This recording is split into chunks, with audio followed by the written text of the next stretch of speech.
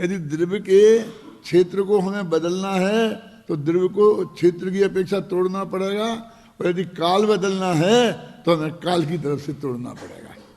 तो जो क्षेत्र की अपेक्षा अखंडता है और काल की अपेक्षा अखंडता है वो कायम नहीं रह पाएगी। तो कहते हैं अनादिकाल से आत्मा की काल की अपेक्षा खंडित तो हुआ नहीं, इसलिए उसमें अनुश्रुति से रचित एक अखंड प्रवाह है, वो कहीं भी स्खलन नहीं हुआ है। अब हम क्या चाहते हैं कि हमको मोक्ष नाम की पर्याय चाहिए। ये झगड़ा कोई बाकी के 5 द्रव्यों में तो है नहीं, और अनादि से अपने में भी नहीं था, क्योंकि अपन को तो सोचने का कोई झंझट ही नहीं था, और सम्यक दर्शन होने के बाद फिर भी नहीं रहना है। अब थोड़े बुद्धिमान होंगे ना, पढ़े लिखे, तो अब हमने पढ़ लिया है कि वो बहुत अनंत सुख स्वरूप पर्याय है मोक्ष में, और स्वर्ग में बहुत अच्छी सुख है, वो इधर दुख है। तो हम चाहते हैं कि ये पर्याय तो निकल जाए और वो पर्याय आ जाए। तो कहते हैं जितने 3 काल के समय हैं उतनी ही प्रत्येक द्रव्य की 3 काल की पर्याय हैं।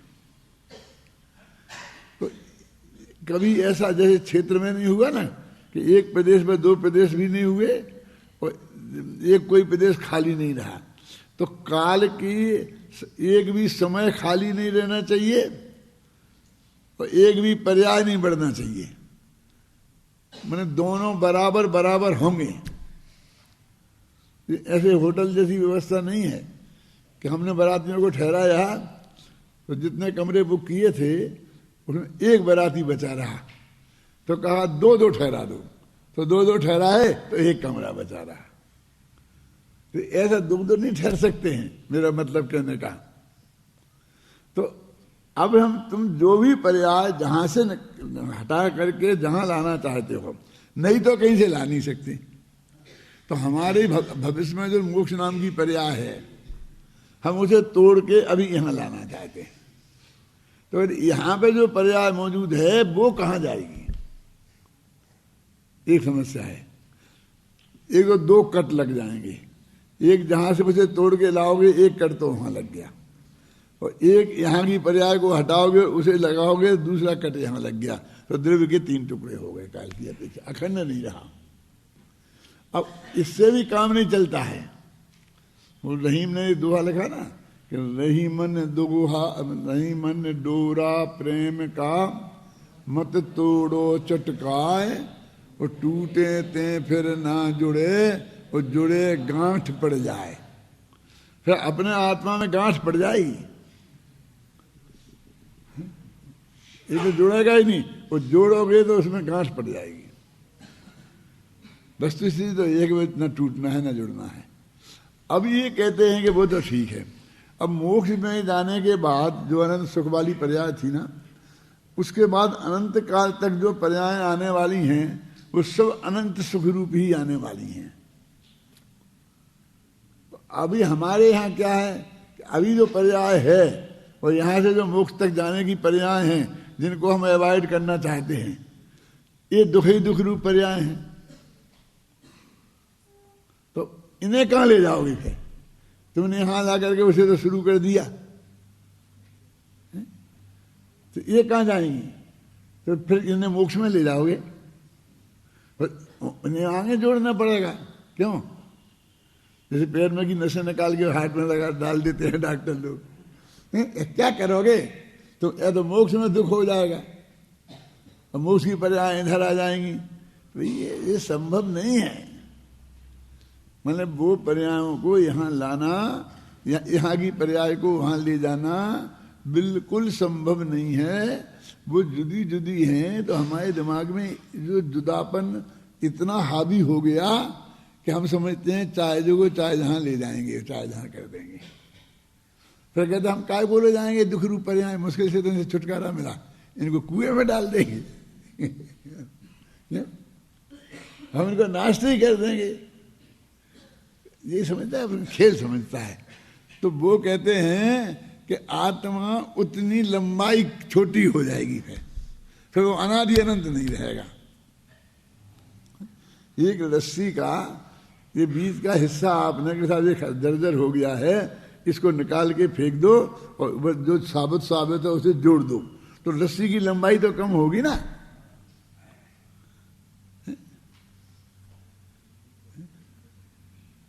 हाथों में करते हैं डॉक्टर लोग, ऑपरेशन करते हैं कि जितना हिस्सा सड़ गया है तो उसको तो काट पीट के फेंक देते हैं और बाकी उसको जोड़ देते हैं। तो जिसकी 10 फुट लंबी आंतें थीं तो 5 फुट रह जाती हैं, तो उतने में से बेचारा माल निकलता है। ऐसी कुछ सुविधा नहीं है, ना क्षेत्र की अपेक्षा और ना काल की अपेक्षा। तो ये वस्तु का स्वरूप जो अनेकांतात्मक है, इसकी समझ में आ जाए तो ये सारी समस्याएं हल हो जाए ना। कि कौन सी समस्या है? मां मैं तो चंद्र खिलौना ले हूं, ये ऐसी समस्या है, नहीं है समझ में। सूरदास जी कहते हैं कि वो हट करने लग गया श्री कृष्ण नाम का बालक कि मां मैं तो चंद्र खिलौना ले हूं। वो चंद्रमा, वो खिलौना है ना आकाश में चंद्रमा, मुझे वो खिलौना चाहिए। अब कौन माँ है जो उस आकाश के खिलौने ला करके उसे अपने बेटे को दे दे? तो उसने तरकीब लगाई, नहीं माना वो, तो उसने एक थाली में पानी रखा, साफ नीट एंड क्लीन, और बिल्कुल स्थिर रख करके रख दिया, चुप है। और फिर देखा तो आकाश का चंद्रमा उस थाली में उसका प्रतिबिंब आ गया। बेटा बहुत खुश के बाद, और मेरे पास चंद्रमा आ गया। अब उसको कितना रोया है, घंटों रोया है, तब उसे मुश्किल से चंद्र खिलौना मिला है। और यदि ये फिर खो गया, ख्याल में है ना, तो फिर मिलना द्वारा वो जानता है बहुत कठिन काम है। तो वो कहता उसे मैं घर में ले जाकर के रखूंगा अंदर। तो थाली को उठाए अंदर ले जाए, क्यों? तो जाएगा वो, क्योंकि वो तो एक छत है, तो बीच में छत आ जाएगी तो उसमें वो परछाई रहेगी ही नहीं। तो अभी तो जब अंदर पहुंचेगी तब आएगी छत। तो अभी तो वो पानी की थाली को उठाते ही वो हिल जाएगा, हिल जाएगा तो वहीं भग जाएगा, वहीं से गायब हो जाएगा। वो तो पानी स्वच्छ है और स्थिर है, तब उसमें वो चंद्रमा खिलौना दिखता है। तो ऐसा ही हट इस जगत के सारे अज्ञानियों को है कि इसे हमने थोड़ा समझा क्या दिया, एक मोक्ष नाम की पर्याय है, वो अनंत सुख स्वरूप है। एक नरक नाम की पर्याय है, वो महादुख रूप है। अब इसकी समझ में क्या आ गया, एक नई आफत खड़ी हो गई, क्योंकि इसे मोक्ष की पर्याय तोड़ के लानी है और यहाँ की पर्याय को हटानी है। समस्या समझ आए ना? ये सारे अज्ञानी जगत की ये है। मैं ये बात समझाने की आपको कोशिश कर रहा हूं कि अनेकांत साधवाद के ये 4 बोल के 14 बोल समझने से क्या लाभ है। द्रव्य की अखंडता, क्षेत्र की अपेक्षा, काल की अपेक्षा, द्रव्य की अपेक्षा, भाव की अपेक्षा, और भी जो बोल उन्होंने दिए हैं, उन सब अपेक्षाओं से यदि हमारी समझ में आ जाए तो फिर हमारे सारे विकल्प टूट जाएं। यदि उस बच्चे को इस गलत रास्ते पर माना चढ़ाए, कौन सा गलत रास्ता? कि वो थाली लाए और उसमें पानी भरे और फिर दिखाए कि देखा आगे मिल गया मिल गया मिल गया मिल गया। वो तो समझती मेरी समस्या हल हो गई, वो 15 मिनट खिलखिला के हंसने लग गया ना, तो वो समझते मेरी समस्या हल हो गई। अब पता नहीं है कि ये एक समस्या कितनी समस्या खड़ी करेगा, है? ये संभव नहीं है। अरे तो रास्ता क्या था, बोलो तुम, क्या था रास्ता?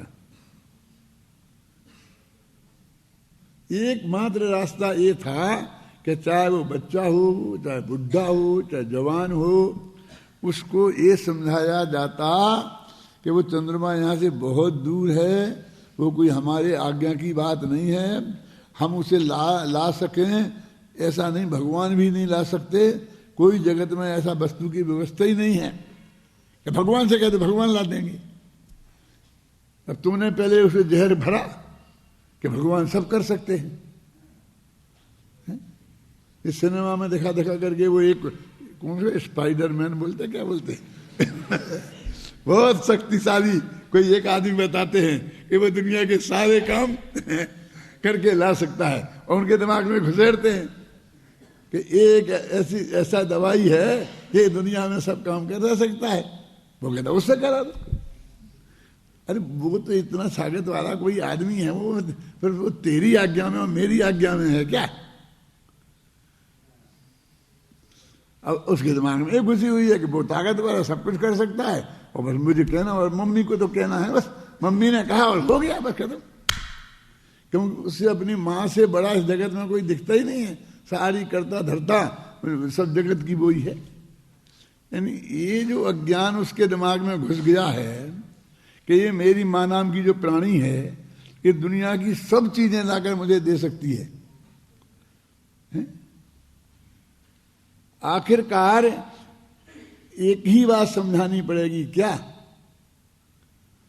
कि भाई इसके हाथ में कुछ नहीं है, मैं जो है वो है और जो नहीं है वो नहीं है की नास्ती नहीं कर सकती और अस्ति की नास्ती नहीं कर सकती, तत् का अतत नहीं कर सकती, अतत का तत् नहीं कर सकती, सत्य का असत नहीं कर सकती, असत का सत नहीं कर सकती, कुछ नहीं कर सकती।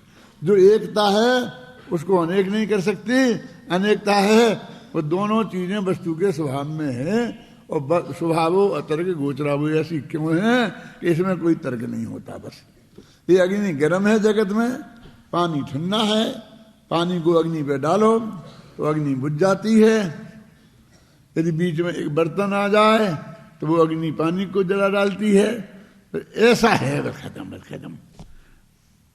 तो फिर हमारा तुम्हारा क्या काम है, स्कूलों का क्या काम है? ये सब समझाएं हमें कि इनका ये काम है कि ये समझाएं कि वस्तु ऐसी है, माने सत्य समझाएं। वो नहीं माने, रोए, हट करे तो हम कोई असत्य बात में हाँ भर लें और उसकी बताने कर दें, ये कोई रास्ता नहीं है कि वो मानेंगे नहीं, रोते ही रहेगा, रोते क्या करें हम, क्या करें? ऐसा कुछ तो करना, कुछ करना कैसे पड़ेगा जब तेरे हाथ में कुछ है ही नहीं है? मेरे कहने का अर्थ है फिर तो वो कुछ भी कहेगा कि 1 मिनट में से गिरा दो फिर बना दो, वो बीरबल अकबर जैसा किस्सा हो जाएगा कि एक दिन घूमते घूमते अकबर बीरबल के घर पहुंच गए तो उनका बच्चा बहुत रो रहा था और वे लेट हो गए थे आने से दरबार में, क्योंकि बच्चा रो रहा था, मान नहीं रहा था और जबरदस्ती लेट हो गया। तो यार तुम कैसे आदमी हो, तुम्हें क्या कमी है, तुम्हें तनख्वाह में कुछ कम मिलती है, जो बच्चा कहता है वो दे दो ना, तुम्हें क्या कमी है, आखिर तुम मेरे मिनिस्टर हो कि बच्चा रोने लग गया इसलिए मैं देर हो गया, ऐसा नहीं चलता। तो साहब आप कर लो, तो क्या करें कि मैं बच्चा बनता हूं और आप बन जाओ पिताजी, और फिर मैं हट करता हूं, फिर आप मुझे समझा लो जो दे करके संतुष्ट कर लो, जो भी कर लो वो बता दो, हाँ कर लेंगे, हम तो सम्राट हैं, कर लेंगे तो बोलो। अच्छा कि मैं तो चावल खाऊंगा दाल के साथ में, तो दाल लाए चावल लाए कि मिला हुआ खाऊंगा, तो मिला दिया तो रोने लग गया, नहीं मुझे तो अलग अलग चाहिए, तो अभी दूसरा अलग दे देते हैं, ये चावल या दाल, दूसरा नहीं मैं तो यही लूंगा, वो इसको ही अलग अलग करो, अलग अलग करे तो फिर मिला दो। आखिरकार इस तरह की मूर्खता की बातें आएंगी तो अंत में क्या करना पड़ेगा, मैं आपसे पूछता हूं। तो ये माता बहनें कहेंगी हमसे पूछो, 2 चांटा लगाओ जोर से, आ जाएगी अकल ठिकाने। अरे आ गई होती है अकल ठिकाने आज तक, तो ये भी कोई रास्ता नहीं है। रास्ता तो एक ही है कि जो परम सत्य है शांति से उसे ही समझाओ। कि वो नहीं समझा, नहीं समझे का सवाल ही नहीं खड़ा होता, अपर प्रश्न ही खड़ा नहीं होता। मेरे जो वस्तु का स्वरूप है, मेरे कहने का मतलब अंततोगत्ता उसे ही स्वीकार करना पड़ेगा। जो जीव स्वीकार करेंगे वे सुखी होंगे, जो स्वीकार नहीं करेंगे वे सुखी नहीं होंगे। वस्तु स्वरूप के विरुद्ध जो जो करने का प्रयास जिसने किया है, हम नहीं अभी थोड़ा कह दो फिर ये नहीं, एक कदम भी यदि गलत चले आप तो वो और 10 समस्याएं नहीं खड़ी करेगा।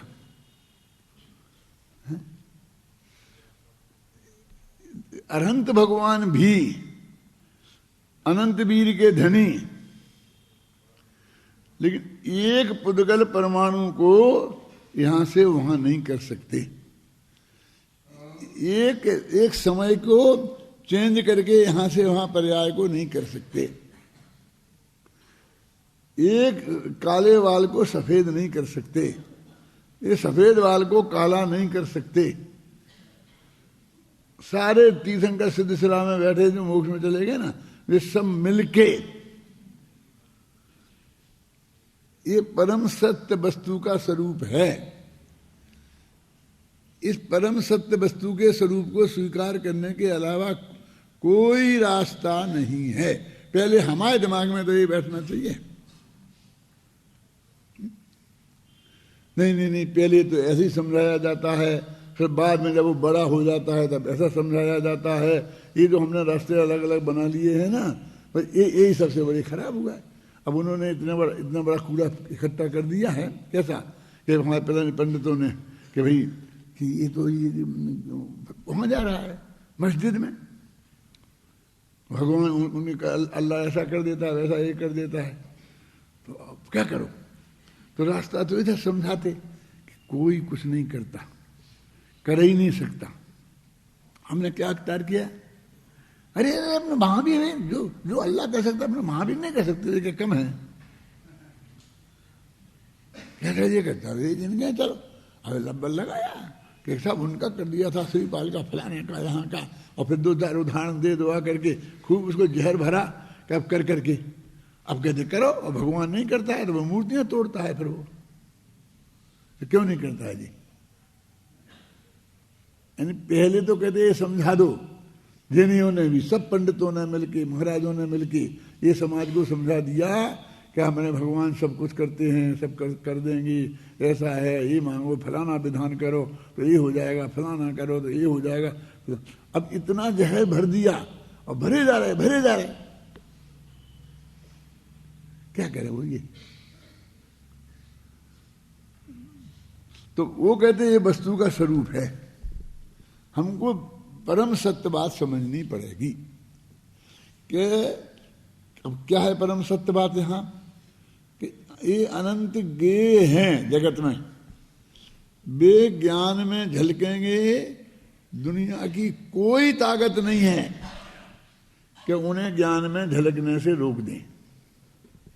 अनंत तीर्थंकर मिलकर के भी ये नहीं कर सकते हैं कि एक परमाणु को जो उनके ज्ञान में नहीं आवे।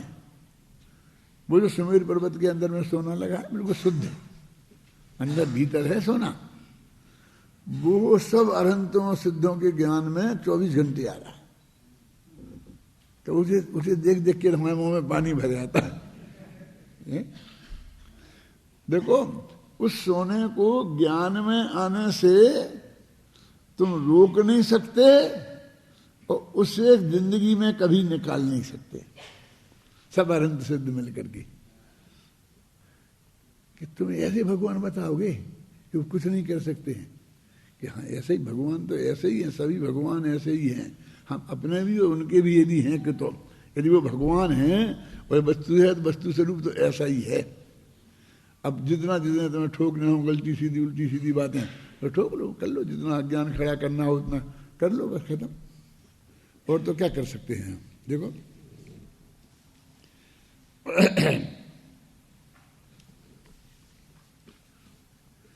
ये अपन अनादि अनंत वाला पढ़ रहे थे ना। इसी प्रकार अनादि निधन अविभागी एक वृत्ति रूप परिणत होने से आत्मा नित्य है और कर्मशा प्रवर्तमान एक समय की मर्यादा वाले अनेक वृत्ति अंशों रूप से परिणमित होने के कारण आत्मा अनित्य है।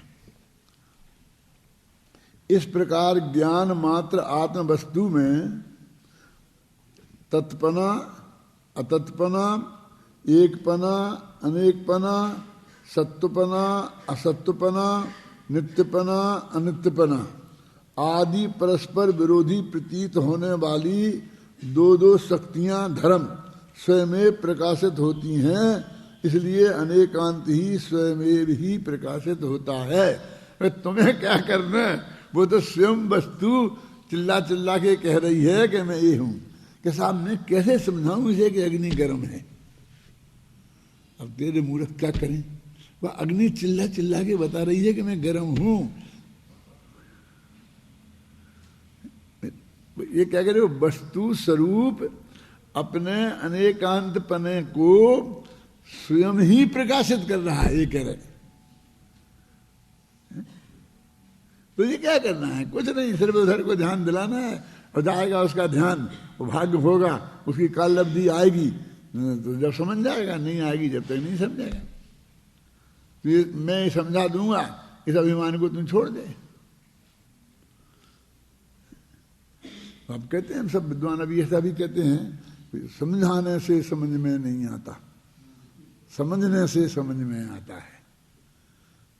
आखिर हाथ जो जोड़ के वहां भी कहेंगे, काल लब्धि आए बिना अनंत पुरुषार्थ करो कुछ भी समझ में नहीं आएगा, है क्यों? जब वो समझने की काल लब्धि आ जाएगी तब समझ में आएगा। समझने से समझ में आता है, क्या रह गया बोलो? केवल ज्ञान में नोंद है, कलश टीकाकार लिखते हैं। अपन क्या कर रहा है? इधर किधर धक्का मार के उधर डाल, उधर धक्का मार के इधर, इधर धक्का मार के वहां भेजा, यहाँ खत्म। कोई बच्चे को बर्गर आते हैं, मम्मी कहती पापा कर देंगे, पापा कहती नहीं मम्मी कर देगी। जब दोनों परेशान हो जाते तो दादाजी कर देंगे, भेजो किसी साले को, वो मरेगा, वे रोएंगे, ये रोएगा, ऐसा ही है। अब आचार्य जयसेन का तो अपने ऊपर लेना तो कुछ नहीं है। शायद अब देखो कहाँ निकालना है, मैं बताता हूँ।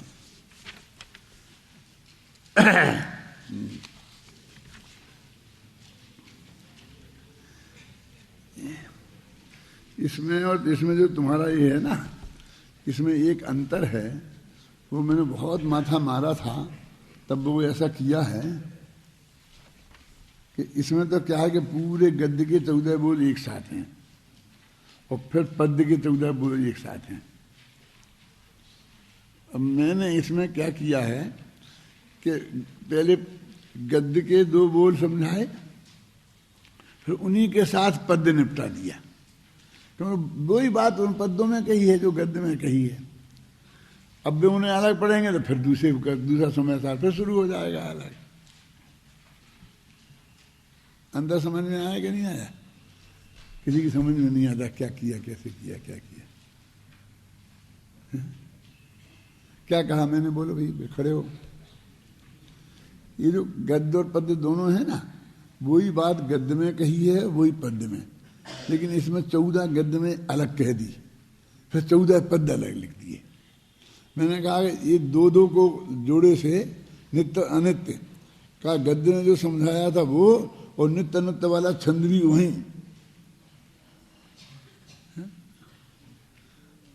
लाकर की समझ में आया? देखो अभी आएगा, अभी पेज निकालो 199, नीचे से दूसरी पंक्ति।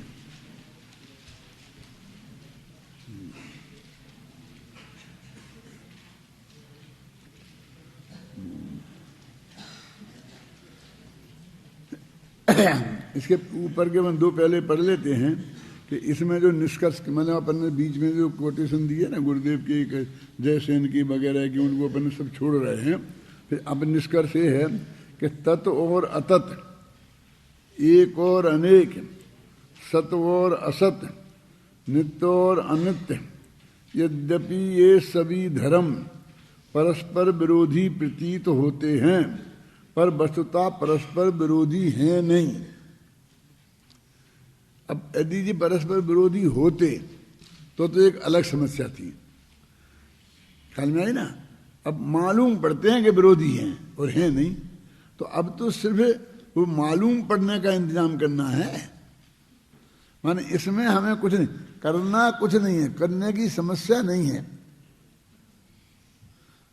मेरा मतलब वस्तु को हमें बदला बदली नहीं करनी है, बस उन्हें मालूम पड़ते थे कि जैसे परस्पर विरोधी हैं, वो विरोधी तो उनके थे ही नहीं, तो उन्हें विरोध मिटाना ही नहीं है, वैसे विरोधी मालूम पड़ते हैं, वो बस खत्म।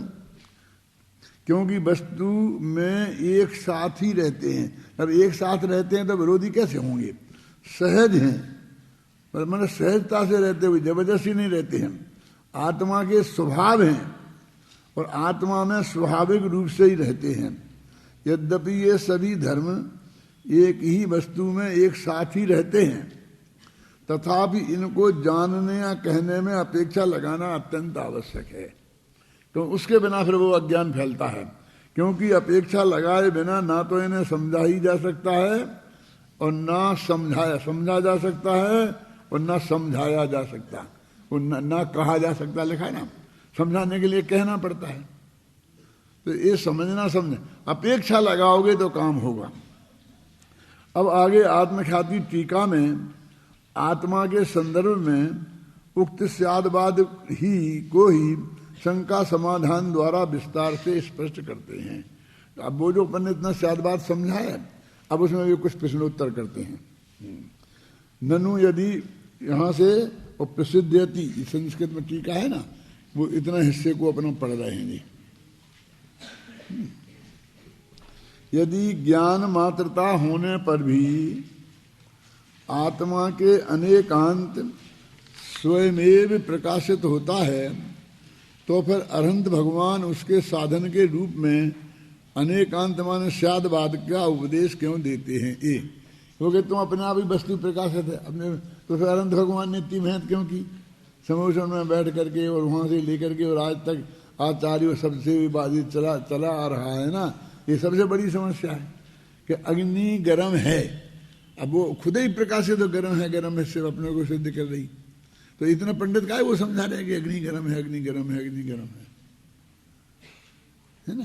तो उत्तर ज्ञान मात्र आत्म वस्तु अज्ञानियों की भी समझ में आ जावे, इस उद्देश्य से स्यादवाद का स्वरूप समझाया जाता है कि जिनकी समझ में आ गई उनकी तो ठीक है, जिनकी नहीं आई उनकी भी समझ में आ जाए तो उसकी ये स्टाइल है और कोई दूसरा रास्ता नहीं है, ऐसा हम कहते हैं। क्योंकि स्यादवाद के बिना ज्ञान मात्र आत्म वस्तु की सिद्धि प्रसिद्धि संभव नहीं है, ये आचार्य कह रहे। आचार्य देव के उक्त कथन में यह बात अत्यंत स्पष्ट है कि अनंत धर्मात्मक आत्म वस्तु को स्यादवाद से ही समझा जा सकता है, क्योंकि बिना अपेक्षा के वस्तु के स्वरूप को समझ पाना असंभव है।